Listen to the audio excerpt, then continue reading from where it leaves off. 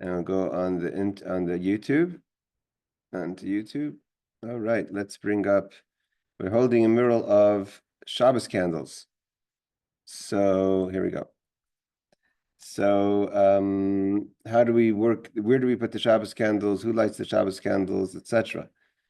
And okay, so we are holding. Hey, Aaron, we are holding. Just about to start. We're holding law or chapter 70. I think it's 74, 75, 75, 74 it is. 75, and it's halacha vav. Okay. So the Kitzur says like this. Noihagin noihagos. Hanashim shekoidim hadlakas aneris. The custom is, notice the word custom, is that the woman before they light the candles, roichat sois v'loif shois big Shabbos. So they're cleaning up, so they're washing, so to say, up, and the dress should be for Shabbos prior to lighting the candles. So we're going to see, obviously, there's sometimes in the winters, there's struggles to that. We need to say, to be all Shabbos-dik, we call it Shabbos-dik, to be Shabbos ready, by light candles sometimes, we're running, but that's the minhag, that's the custom. It doesn't say the halacha. But Ashrei Lehen and the Shulchan Aruch adds to that, fortunate are those who do so. To be dressed for Shabbos prior to lighting the Shabbos candles means to really enter Shabbos in properly. Now here he says something, he says it's tzricha, uses the word we must. If you're davening, not all women are able to always daven the second prayer. If you're davening the second prayer, that has to be done prior to lighting candles. And we'll see why. Why? Unlike the men, the man who lights, we said before, if he has to light in his house for whatever reason, then he's really accepting Shabbos, but they say the Arvis, the Kabbalah Shabbos, whether it's Mizmar Shir, Liyam Shabbos, or Baruch Hu, according to the different customs. So therefore, to light and then to daven mincha would be okay. But the woman actually accepts Shabbos upon herself when she lights candles. Therefore, she can't daven the weekday daven anymore, because mincha is a weekday daven. So ki badlakas haneres he mekabel Shabbos al atzma ve'en yechoil espal achkach mincha shachol. She's not allowed to pray a mincha of the week, which is what we pray on Friday afternoon. The Isha, now, what happens if a woman who is working or what have you, she is, because she came home late, let's say, or late to where she's lighting candles. And she only comes home, again, in the winter, these things can happen all the time, only comes home within a half hour of Shabbos. So it's really time sensitive. If she were to wash and get dressed, she may end up coming to desecrate the Shabbos, because that will take too much time in preparing herself for Shabbos than to actually go over the time of lighting. So she may come to transgress the Shabbos by lighting too late or missing the lighting. So therefore, so what do we do then? So mitzvah, therefore, better that she should light the candles as is. I mean, if she rushes home, light the candles even if she's still in weekday clothing and hasn't yet prepared herself for Shabbos. Better that than she should come to desecrate the Shabbos or missing out lighting altogether. I saw Rabbi Raskin last week. We spoke about a few questions I'm going to have this week that I actually have on my side over here from a video of Rabbi Raskin, who's the Dayan of London. And he happened to be in shul in my shul last Shabbos. He came to Tzemach Tzedek. I davened in kind of a public shul. So he had a question someone asked him, if you miss lighting candles, could you have a Gentile light the candles for you? So he says you shouldn't. So here we have a suffix chila Shabbos. You're going to come to desecrate the Shabbos or not light the candles. So better just light the candles as is. Now let's say there's a husband in this story where he's home and able because he's ready to light, and his wife has not lit, and he's getting checking his watch, right? So what should he do? It's a very telling end to this law. He says better means what are the questions at hand? This is a mitzvah special to women, right? This is her mitzvah, and he doesn't want to kind of jump in on her mitzvah, and she may get resentful that he's going to light the candles. So he doesn't know, should he be concerned about shalom bayis? The whole point of the candles is shalom bayis, of her resentment, or should he just light the candles because things are getting late? So the Shulchan Aruch says it's interesting that he would mention such a law in these laws, but it says just light the candles, and don't. It's not a time to be sensitive to the resentment, because there's a question of Chilul Shabbos. If she comes home and it's late, then she's going to try to get dressed, and then it's going to either miss the lighting or she's going to light on Shabbos. All right, so that's that law. Let's see the commentaries, if there's any on this law. Not sure there is. 22, and the next one is 23. No, there's no footnotes on this law. Okay. Any questions? All right, let's move forward. Zayin. Im ha'ish madlik haneros. If the man is lighting the candles, v'hu tzarich lasos acher kach eize melacha, and he still needs to do things of work. Even though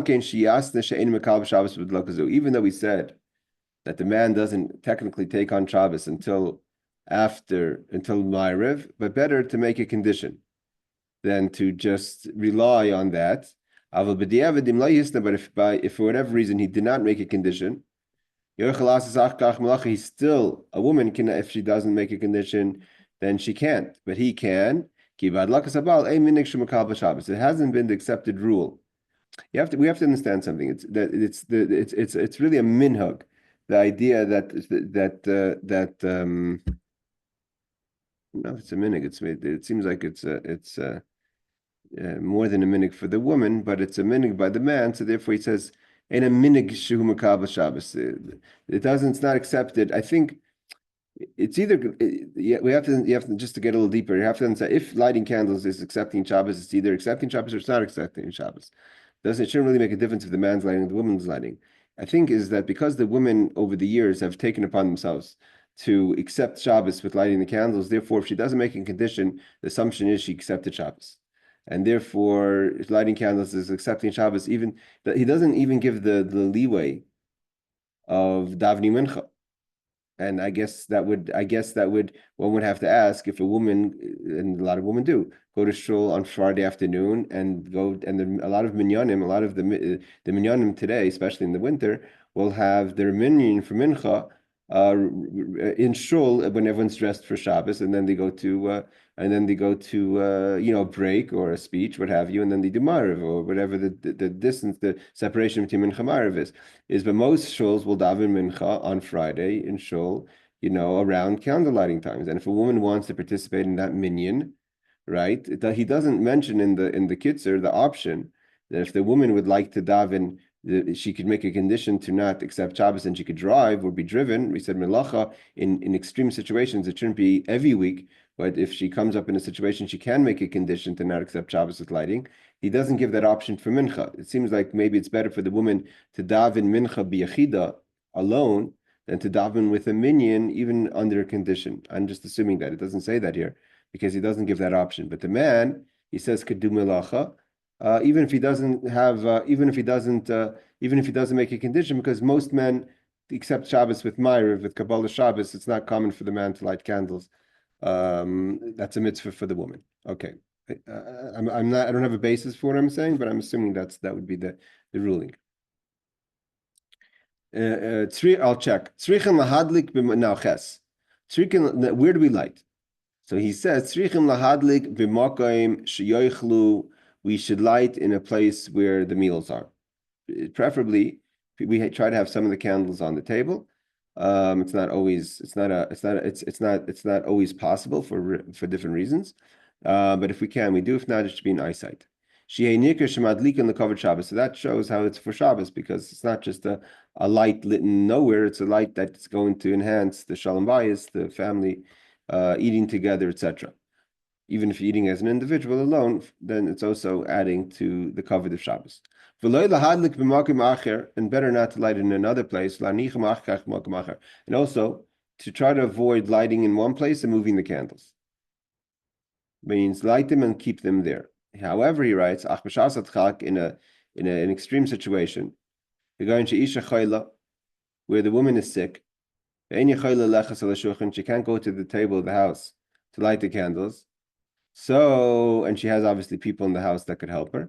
So, she could light while she's in bed if that's what has to happen. Someone else can move it, let's say a Gentile or a man who hasn't accepted Shabbos yet, can move them onto the table because it'd be difficult for her to go to the table to light. Why? Because that's her home. Her home is the house. So even if she's not at the house right now, hold on, Aaron. Then that's okay. Yes, Aaron. You keep bringing up the times, so I'm going to ask. In a perfect world, you're working. When's the best? And you have to work. So one or both people have to work. When's the best time? When should you be home? Like, when should you leave? When should you be home? When should you close your business? Okay, that's not the same question. Lighting candles and closing business is not the same. Closing up weekday work is preferably done before chatzos, before midday. Midday would not be 12 o'clock, but midday is 12 hours of the day according to halacha zman. So you could check on every day when is midday. Preferably, one should stop working from chatzos. It's not always an option to stop working from chatzos, which is midday. Let's say today, I think midday would be somewhere in between. It would be around 12 o'clock or 11:30 or 12:15. Times keep on changing as winter, summer. But the halacha is to try to stop working after midday. It's kind of, you should go into Shabbos from chatzos. If you can't, hold on, Rebecca. If you can't go in after, if you can't, you could work up till close to Shabbos, like he says, even within a half hour before Shabbos. The custom by women in most cities around the world is to light candles 18 minutes before Shkia, before sunset. In Yerushalayim, the minhag is to accept it. I think it's either 40 or 38 minutes. Women try to accept Shabbos even earlier. Other places, I know Haifa, I think the earliest is 40 minutes. If it's a regular Shabbos, not just like a summer Shabbos, we're taking Shabbos early. And traditionally around, let's say if you're in New York, it would be 80 minutes. But that's the Shabbos time. Whatever it says Shabbos times of lighting, that's 80 minutes before Shkia.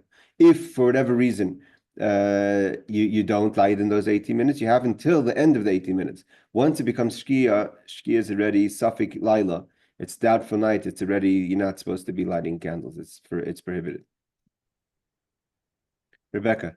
Yeah, that's actually what my question was about. I know like Sephardi women do not use the 18 minutes, and a lot of like women who are more from do not use the 18 minutes, but like a lot of people I know do use the 18 minutes. So is it like halacha that not to use the 18 minutes for malacha, like to light before the 18 minutes start, and you should only use the 18 minutes in like an emergency kind of situation?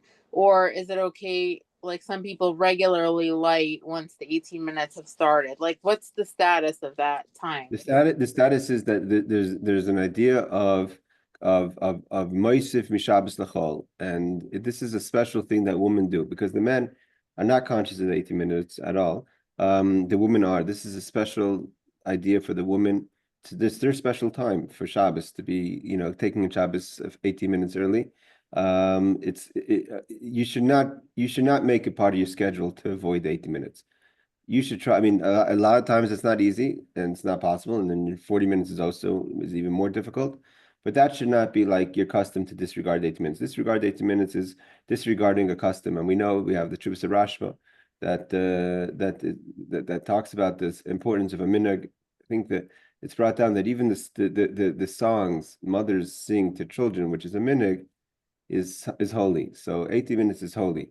And to disregard it is a disregard of a minhag, which is it's not preferable at all. So to have a system where you disregard the 80 minutes, I don't think that's but if you're working and it's the winter and you literally don't come home on time, that's something else. But like, let's say 3 weeks in a row, I really do try to light early, like before the Zman. So let's say 3 weeks in a row, I light before a few minutes before the Zman, and then the fourth week, like something happens and I'm like not able to. So then, like, how bad is that? It's not a question of bad. It's just a question you have to. Yeah, listen. In time management, we all know about time management. Time management, it's a decision. You could strategize to make a time management. There's obviously a lot of things that are out of our control, but time management, yeah, view it like you would view anything that's important to you. So if something was really important to you, you have to how careful would you be in the 18 minutes? And that's how you should be. Yeah. Shabbos. I actually noticed, by the way, that if like you light before the Zman and like make a bakasha, say like, I'm lighting early in this list, whatever, like I noticed the whole week goes differently. It really is Okay. very powerful. It makes a big difference. So I really try to light early. Yeah, so there you go. I mean, it's not a question of how bad it is, but it's not a tshuva, a question about tshuva. It's a question about a decision to be in time management. Yes, Aaron. I was just gonna say compliment what you said. My son goes to YU, so that's how I know this stuff. The YU is a modern. They take everything to the modern extreme, and they even stress the 18 minutes. Say that again? Yes, okay. Okay, so they have a modern view. I don't mean Yeah. extreme, modern view of Jewish law, and so they even say 18 minutes. Yeah, it's a minhag. A minhag is a minhag. All right, now he says about we're continuing the law of 8. He says, V'noshim shemadlikin haneres b'sukkah. Rebecca, your hands up. So if you have another question, if not, better to put it down. So I'll know if you have. Okay, perfect. So v'noshim shemadlikin haneres b'sukkah. Now we're talking about sukkos, right? So if the woman who light the candles in the sukkah, because we eat in the sukkah, and then they move it over from the sukkah to the house. That's not a good custom. We'll see in a second why. Ner shuhu doilik me'erev Shabbos. If you already have a lit candle on Erev Shabbos, it's better to turn it off and return it back on for on Erev Shabbos. There's two ideas. The idea is the lighting the candles, and the idea of bringing light in for Shabbos. So if you could turn on and off the lights, or to close the lamps and turn them back on, that's better because you're doing it all in the honor of Shabbos. To show that it's being done for Shabbos. I mean, also, if you only have one candle and it's lit, you shouldn't just make the bracha on it, but put it on and light it again. Okay, so we have footnotes number 23, 24, and 25. So on 23, he says, they should not be lit in one place and transferred to another place. This is the correct version. Some editions have a gross error here. I'm not sure what that would be.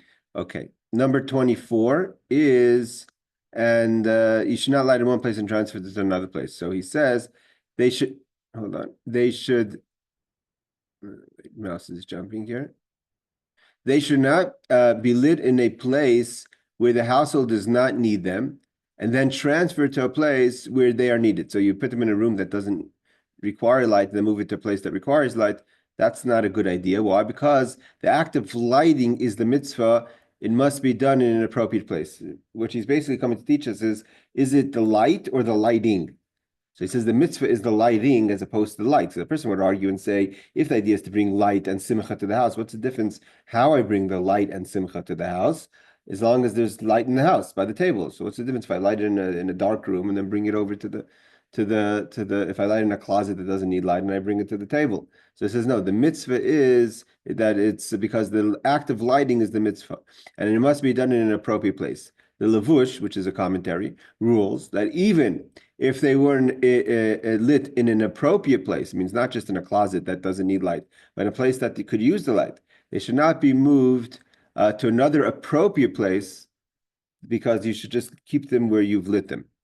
When necessary, however, one may be lenient in this regard, so says the Chai Adam and the Mishnah Berurah. And that I've seen that custom before, where people like to light it on the table, but then they're scared because of fire hazard or what have you, move it to a more safe place.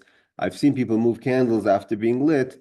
He says that's not preferable, but it's allowed because you're taking it from one place that it's being lit in the proper place. It's just you're moving it to another proper place. Okay, number 25 is it's not appropriate what they do about moving the sukkah He doesn't say the reason why. He says Chaya Adam. I guess it's the same idea because you're moving it out of the place of eating. All right. Footnote, law number 9. Now, about lighting candles in the house. Again, this is not, your house is not supposed to be lit up on Shabbos where it's just annoying. For instance, to have your lights on in your bedroom is not something preferable, obviously, because you want to sleep. So, but in places that you want light, you should have light. Any place that you need light that you're using, you shouldn't have the dark room on Shabbos. A lot of people, if they don't have a Shabbos clock today, a lot of houses, especially in Eretz Yisrael, are built with a Shabbos clock where the actual light system is on a timer that you could set. A lot of people don't want to have the dining room, living room lights on at night. That's okay because you're not up then, and that's a waste of electricity. So we have the system of the Shabbos clock for the lights, but some people don't have the Shabbos clock and don't like, and they like to, they kind of sit in Shabbos in a little bit of dark because they don't have so many lights on the whole Shabbos. It's not preferable. So he says, you should have light in all the rooms. If you're at home by your wife, if she's making the blessing in one room, even though you're using, let's say, your office for learning Torah or what have you on Shabbos, you don't have to light separate candles, let's say, in your office. Let's say you use your office in the morning to study Torah. So you can't say, well, my wife is only lighting in the kitchen. She doesn't need in the dining room. She doesn't use my office. So I maybe would have to light a separate candle and make a blessing on the office. So the answer is no. It means you should light it for honor of Shabbos, but you don't have to make a blessing. If you're not at home, where your wife is lighting for the general house, and you're in another place, if you have your own room that's for your use, then you do light and bless, even if your wife is lighting at home. However, let's say you're in in a joint room. You're staying in a public place. That are gathered in one room. Everyone's living in one room. Again, so if you have to remember, if you're in a hotel and you leave your light off on Shabbos in your bedroom because you don't want to be sleeping in the light, so it doesn't help that you have a private room because anyways you don't have light in that room. And the only place that you're going to use light is the dining room of the hotel. So that's considered that there's many people that are using one room. So what do you do in such a situation? So then you start you should join, means you don't have to light that every man lights themselves. You could become a partner in the candle buying, means you have ownership in the light. But one person will light on behalf, and he will have others in mind. So there's, let's say there's a Shabbaton of a whole bunch of men getting together. No one wants to have light in their bedroom, or it's forbidden to have an open candle in the bedroom. So you'd be lighting in the public eating area. Everyone's together. So then you have to have an investment in the candle. That's the custom. People will give a quarter, a nickel, $1 towards the candle and have one person represent to light for everyone. And let's say, okay,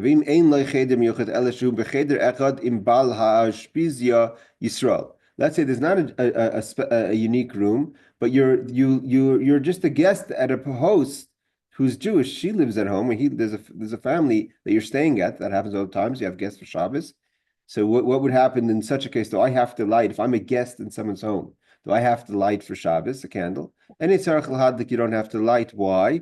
Given the woman of the house, madlekes Allah says she has him in mind. So you don't even have to take ownership, because in the case of the hotel, you're not a guest with the people at the hotel. You're equally participating in the meal as they are. They're all paying towards it, what have you. But if you're a guest in someone's home, and a lot of people have guests for Shabbos, so then the woman's lighting for you in the house. You don't have to participate. Now, what about the yeshiva boys? Right? The yeshiva boys live in yeshiva, they have a dormitory, etc. Let's say yeshiva boys who are learning away from home. If they have a special unique room For the boys, srichim lahadik bebracha. So then, like we did before, you have someone has to represent and light on behalf of them with a blessing. Same idea, everyone should chip in for ownership of the candle, and one person would light on behalf of the chevra. And if you're eating, hold on, Aaron, if you're eating, let's say yeshiva boys go to learn, what have you, the idea that the candles shouldn't be just lit and be out by the time you come home, but the time the boys come to the dining room, let's say, they should be lit up so everyone could take joy in the Shabbos candles. Let's say there's no general room for everyone. So now there's a problem. They don't have any woman that's going to light for them anywhere because they're not married. It's not like their wife is lighting for them someplace else. And they have no special room that they hang out in. So what do they do for Shabbos candles? So here he says, so we're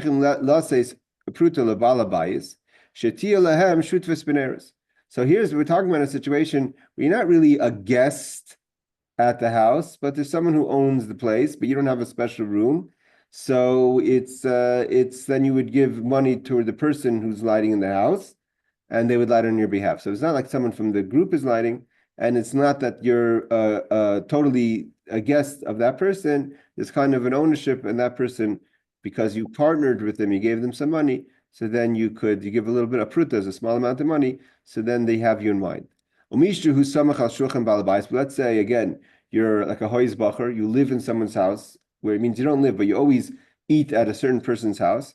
So that's considered like your family member of any tzarech l'shtatev, then you don't have to participate. Meaning if you're not just kind of paying dormitory fees, but you're actually a guest in the house, even if you eat, you don't have to be living there, but you're coming to eat at the house, so you're enjoying the light of the house, so she's lighting on your behalf. Okay, Aaron, you had some questions. Aaron? Yeah. Can you hear me? Nope. Okay, you hear me now? Nope. Oh, wait, hold on. No, hold on 1 second. Changing over. There we go. Okay. So you hear me now? Mm-hmm. Okay. So my question is twofold. Number one is that using Hanukkah as the example, with my son always in yeshiva till now, Hanukkah, they all had to light their own. They had one big place, like you said, but they all had to light their own. And how does that differ? And number two is that when you're at your parents' house, you get married or you're not married, but now you're going home to have Shabbos. Do you have to, is there any difference in the laws of lighting when you weren't living there? Like my son comes home sometimes from the dorms. What is the rule change at all because it's your parents? So in Hanukkah, when it comes to dormitories in Hanukkah, the halacha is you all the boys try to light their own menorah in, let's say, the dining room and trying to find their own window. They shouldn't be making it like one big bonfire because the mitzvah is in lighting. Each person has a mitzvah to light candles. That's the custom. Each person lights candles. So it's brought down. I heard a halacha shir over Hanukkah by Rabbi Vadi Yosef's son has a radio show, 10 minutes every day. On law. So before on Hanukkah, he was speaking about that the Bachrim would lie in the dormitory and try to find kind of a unique spot. So Hanukkah is not exactly the same as Shabbos. Shabbos just needs the room to be lit up. It's not so much the idea that each person lights their Hanukkah candles. As far as your son coming home, when he comes home, he's no different at all than having a guest for Shabbos. Just like if you had a guest for Shabbos who's staying at your house, the woman would light on behalf of that guest because the person's a guest for the entire Shabbos to participate in the meals, etc. The question would be, and sometimes this does happen, if the person is staying in your home only for sleeping, right? And that happens a lot in Eretz Yisrael, where there's, it's not like in America where, people say, can I come to your house for Shabbos? It's, in America where people would have extra bedrooms. In Eretz Yisrael, that's more rare. People have enough bedrooms for their family if there's enough bedrooms. Israel is very limited in space. So when someone says to come over for Shabbos, there's always people sometimes will have a meal, but they won't have a sleeping place. So you have many times where a person says, can I sleep by you for Shabbos? But I won't eat, I mean the meals out. So there you're not really part of the family. You're not sitting at the table. And you're not a guest. You don't even have a unique room because it's kind of the dining room.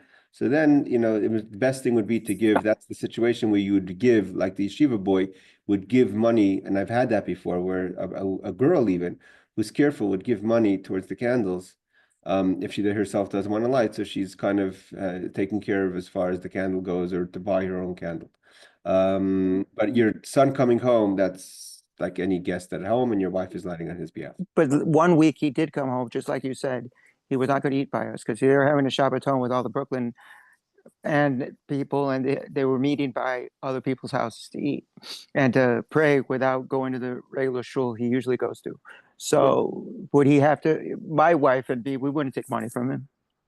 Yeah, and no, it's not money because you need money for your because you don't want to spend money on him. But it would be a question of his participation. I still think in the case of your son, because although he may not be eating the actual pseudos by you, but there's a certain familiarity and comfort that he has in your home, whether it's having a coffee in the morning or sitting down, that he's still. I mean, he has his relationship is not dependent. I mean, if you have sometimes a person you don't even know, and they just literally take a bedroom and you don't see them again. You know what I mean? That's different than your son who hangs out in the house. So even if he's not eating the Suda Shabbos, there's other kind of things that he's using that he could rely on your wife's lighting.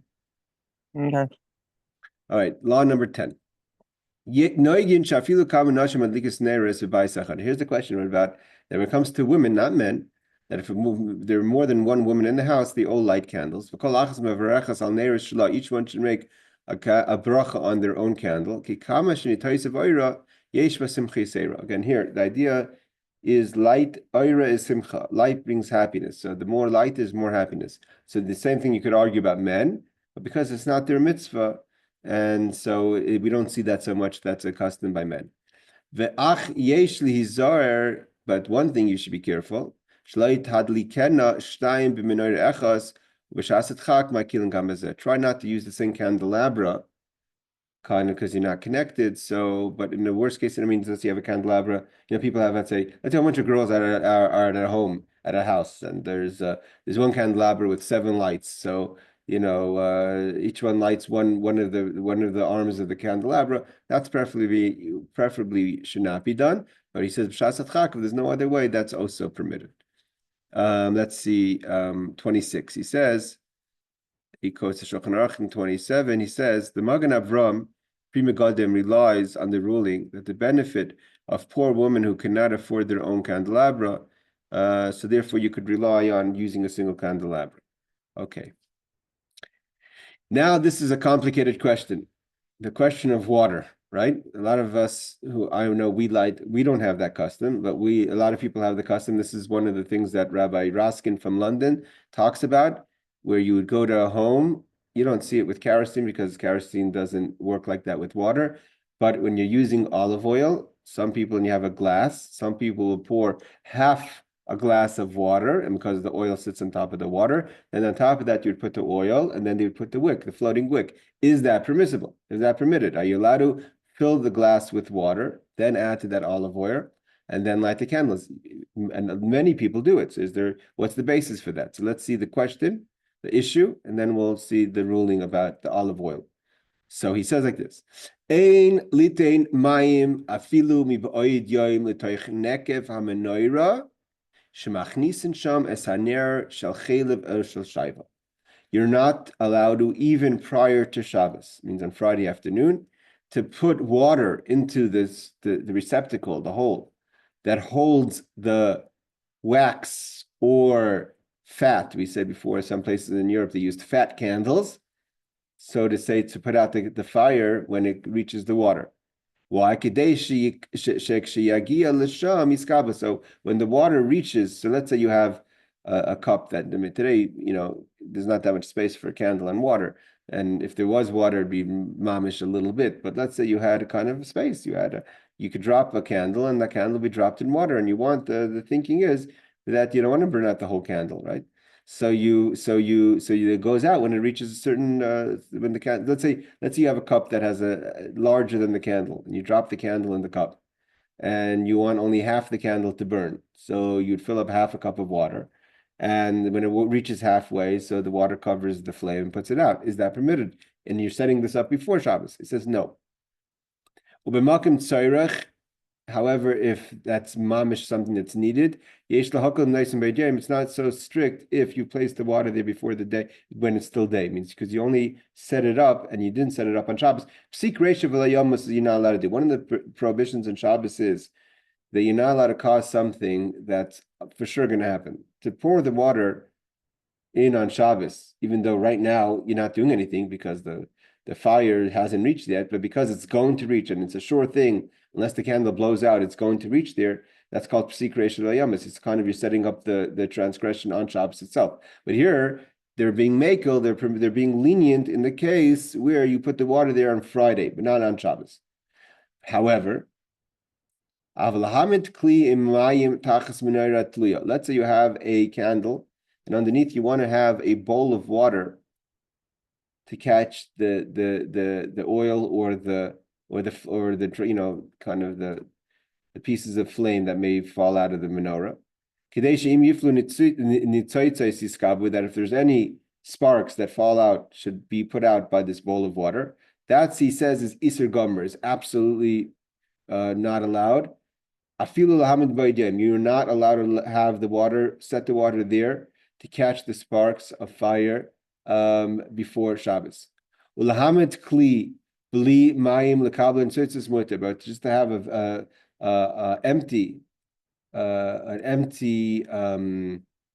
empty bowl, just not to stain or something your tablecloth, that's okay. But the water part is the prohibition. Even once it's dark, it's okay to put we'll see all the reasoning in a second, to put a plate or something, even on Shabbos, but it's an empty. Hold on, Aaron. Let's first get to the law because there's reasoning over here. So after we learn the law, we'll get the questions. Because sparks on their own have no substance, so therefore that's okay. But the water part, we'll see in a second why, because what you're causing to the bowl is prohibited on Shabbos.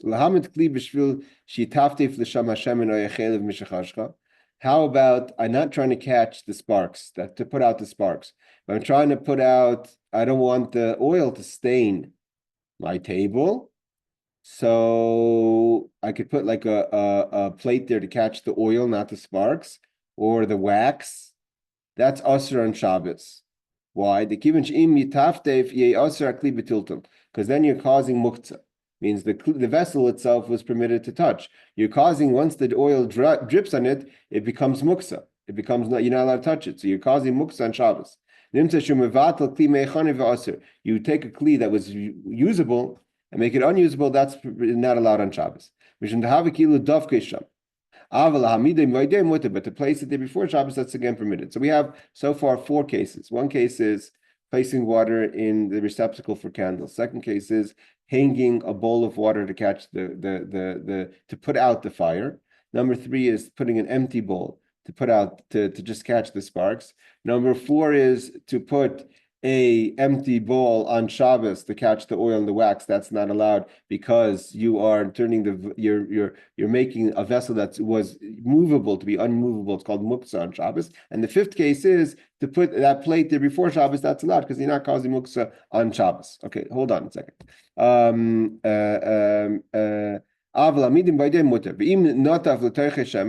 once the oil does drip, you can't touch it anymore. Also because now it became receptacle for Naveira, which was the candle oil. The oil itself is not permitted to touch. That oil carries it on to the bowl. What happens if you just put it there because you're worried, but it doesn't drip at the end? The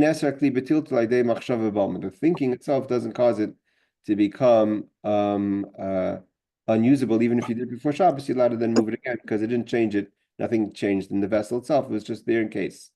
Yes, Aaron. Okay, I'm using this as an example. So Bris is on Saturday. So on Friday night, there's a party. Some people read, some people just talk and eat, or whatever. You're eating your meal at your house. So you have to light the candles. Now you're going to leave. You can't leave candles unattended. So you just gave us a bunch of things you can't do. What can you do to make it safe so you could leave the candle lit and not unlit it and not move it? Okay, so there's 2 questions over here.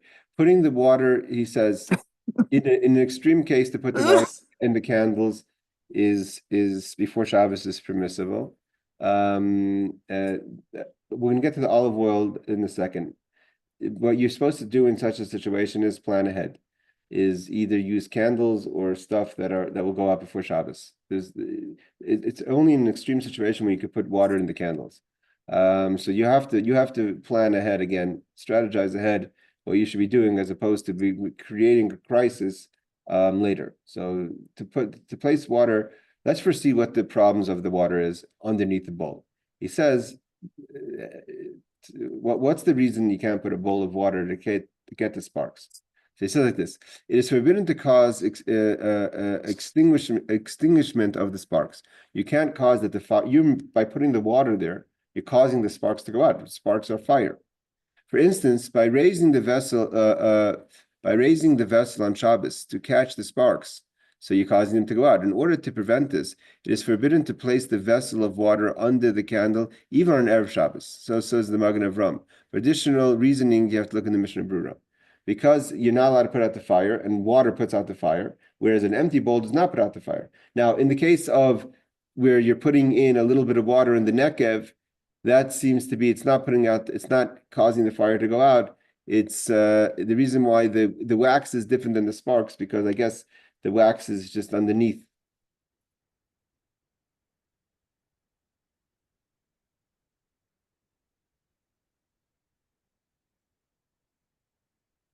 You have to look into. I have to figure. I have to check why putting water in an extreme case before Shabbos in a candle holder, I mean wax, is permitted, and it's placing a receptacle to catch the sparks is prohibited. Seemingly it should be the same thing. Sparks cause fire. What? If the sparks, just for instance, we have a candle plate so that the sparks won't touch like a piece of paper.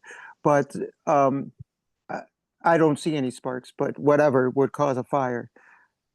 But I'm using sparks. If it would touch my tablecloth, sparks might catch it on fire. No. That's why he says to put an empty plate, you're allowed to. If you were to put water on that plate, that would be prohibited. But with Hanukkah candles, if I know I'm going to someone's house, so Yeah. we light it, and we, for some foreseen reason, happened only once in my life yet, but you had to leave before the 30 minutes. So, and you want to light in the right time. So we light it in the sink so that if it would tip over, there's no fire. Yeah, but you don't have water in the sink. He says like this. Let me just say it in English. No water should be put even by day before Shabbos into the socket of the candle stick wherein you place it in the towel of the wax candle so that it will be extinguished on reaching it. I think the difference between the wax candle, even though you shouldn't do it, but in case it's necessary, you says you're allowed to do it, whereas the water underneath, the bowl underneath with water is prohibited totally. I believe I have to check the difference between the two. Let me check the difference in post. Okay, but let me ask you just one other question. But you put in the sink is different if the sink is empty. If the sink is full of water, it's the same idea. Okay, so just that was for Hanukkah. I wouldn't do that.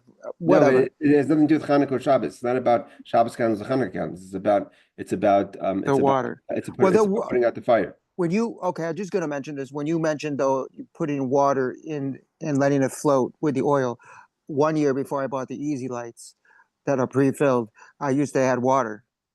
Okay, I'm going to get to the water. Okay, but now let me just in a second. Finish this. Maybe for safety reasons. So let's say you spend 2 hours eating your meal. What's the shortest amount of time the candle has to be lit for Shabbos? It should be lit throughout eating the meal. It should bring light to the meal. Because most candles I see are like 3 hours for Shabbos candles. Okay, that's fine. Most of the time, that covers the times. And also we're more lenient because we have other sources of light. Okay. Okay, so number 30, he said, 31 is, so it's forbidden to move a vessel because you're neutralizing the vessel from its state of readiness, and which is forbidden. It means to put under a bowl to not get the sparks, but to get the oil. Since the vessel was until now allowed to be moved because it was just a regular bowl, and it is now forbidden to be moved because it became muktzah. We'll learn about muktzah in a second, because now it became through the oil, which is forbidden to touch. It's part of a fire. Now that extended to the bowl that the oil dripped into. It is as though you dismantled it on Shabbos from its readiness. So says Rashi, Masechtas Shabbos, the Rambam, etc. Explains that since you are not allowed to move it, it is as though you cemented it in its place on Shabbos. So it's more, the Rashi says the idea is as if you made it unmovable, like you literally actually went from something that's kind of movable to cementing it to the table, which is not allowed. This is, again, he says, this is a rabbinical prohibition, it's not a biblical, for there is no actual dismantling or building taking place. In the case of the sparks that there's with no water, the sparks do not make the vessel muktzah because they don't remain there, they burn out. Okay, now I want to get to the olive oil question. A lot of women do that they put in oil. So Rabbi Roskin says like this. There's what we've done over here is we're creating in this water that's putting out the candle or the water that's putting out the sparks is that you're extinguishing a fire that otherwise, if not for that water, would have continued to light. When a woman adds water to her bowl or her cup that she lights Shabbos candles in, all she really has to do the same effect, if it's just about how long the candle lights, just put in less oil. Why would you put the water in? You're only putting the water in for not because you want to put out the fire, because then you could just put in the same amount of oil in an empty bowl. The only reason you're putting in the water is to lift up the oil so it's easier to light. Right? That's why we do it. So if we put in only a half a cup of oil, it's more difficult to light. And we maybe don't want the fire to be burning so low. So we're just lifting up the fire. We're not changing anything. So therefore the water just is like a base. It's not that the water puts out the candle. The candle would have burnt out anyways if you put in the same amount of oil. You're just lifting up the oil, so now that's the water. And because water could hold it up, that's the idea. It's not that the water is putting out the fire, because you don't need the water to put out the fire. You could just put the oil in that same amount and let it sit on the bottom. So because it's only lifting up the oil, therefore we find in women's houses, they're allowed to we find the water putting in. It's different than where you put the bowl of water underneath that's meant to put out the fire. That's its whole purpose. It's not there to lift up the oil. Does that make sense, guys? Yes. Right. Yes. Okay, perfect. Yeah. Okay. So now you understand. So Aaron, the water is not an issue. It's only an issue if you're using it to put out the fire, not to lift up the oil. Okay. Let's do one more law. Toiv lahaniach es hachalos ala shulchan koidim shemadlikim es haneros. This is a custom, and there's many reasons for it. Like it says in Simon 89, Sif Beis, that the custom is if we're putting the candles on the table. So we don't want the table to be basis, to be a foundation of something that's prohibited, because the candles, again, even though it's a great mitzvah, fire on Shabbos is also, you're not allowed to touch fire on Shabbos. So then the whole table kind of becomes part of the story of the candelabra. If you put the challah on first, it becomes first a basis, it becomes first a foundation for a mitzvah, for the permissible, and the challah overrides the candles. Some people have the custom to put a chumash on so it should make it permissible to move. So it comes first connected to the chumash, then it comes to the candles. I think even some people will put it on the tray so they can move the tray. I'm not sure if that's. What do you mean move the tray? You said we're going to move the candle once it's lit. Yeah, but see, the same idea is, what's the problem? I'm not talking about holding the candelabra. Let's say you have a table, you want to move the table. If the whole structure is the basis, is the foundation for the candle, everything becomes prohibited from the candle. The candle brings its prohibition to the entire structure. So if you have a table, you can't move the table because the table is holding up the candles, and the candles is makes the whole table muktzah. If you already have the chalas on, so the chalas override the candles because it came first. So the table first was a basis, it was a foundation for the mitzvah, something permissible. So you can't it's not good enough to put on dishes, something that's not a mitzvah. So because a mitzvah would override just regular dishes. Right? If I put my plate on the table, seemingly my plate's permissible to use. Why is that? What the plate should also override the candles. But challah is a mitzvah, so the mitzvah overrides the mitzvah of candles. So what's the first thing you should put on the Shabbos table? Your challah. I mean, after you set the table, you put obviously your tablecloth, etc., and your plastic, whatever you put on, and then you put your challah board and put the challahs, and then place the candles. Even when we're not even talking about on Shabbos, talking about even Friday. Okay, but now my question is, okay, you know what a buffet table is? Mm-hmm. Okay, so what if you use part, because we don't put the candles on the table. We put them on on part of the buffet, which is right behind the table or beside it. Mm-hmm. And do you use the buffet table for other things? Yeah, but And the section that we have the candle stays there.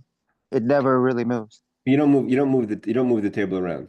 No, it's the table stays where it is, and the No, candelabra so as long as you're stays. not moving the table, you could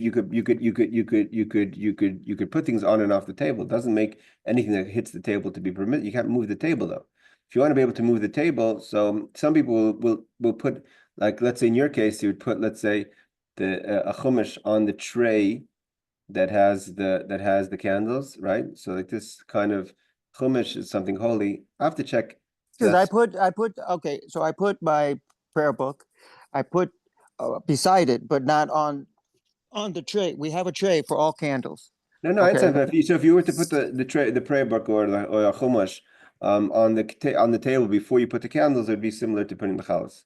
Oh, So let's okay. wait till we get to those laws. Yes, Barbara, you're on mute. Yeah, I just had a question. So we can have the Shabbat candles on a table that we don't move, that's near the table where we eat. That's okay. We don't have to have the Shabbat candles on the table that we're eating. It's preferable to try to put them on the table, but it's not. Again, if it doesn't work, then you have it nearby that you see it, and it's bringing light to the food to the table. That's also okay. Some women who like more than, let's say, one candelabra will try to have something on the table itself. That's preferable, but a lot of times it's not practical for many reasons. Is there a certain shape that the candle should be? I mean, candles or the candelabra? No, I'm saying for the candles, because I mean, I've seen tea lights. People use tea lights. People use long candles. I'm just saying there's no special shape the candle has to be, or No. I mean, does the candelabra have to be certain shape? No. So some people do like to try to keep the round long ones. It should be a special candle for Shabbos. People don't light, like, scented candles that you would maybe light in other places. It's regular wax candles. Okay, but the shape doesn't matter, because I've seen sometimes we use tea lights, especially when you travel. Tea lights are fine. There's all types of candles that are fine for table candles. Okay. All right, ladies and gentlemen. Laila Tov, any questions before we close off? All right, Laila Tov, Chodesh Tov, take care. Thank you, Rabbi. Thank you. Thank you.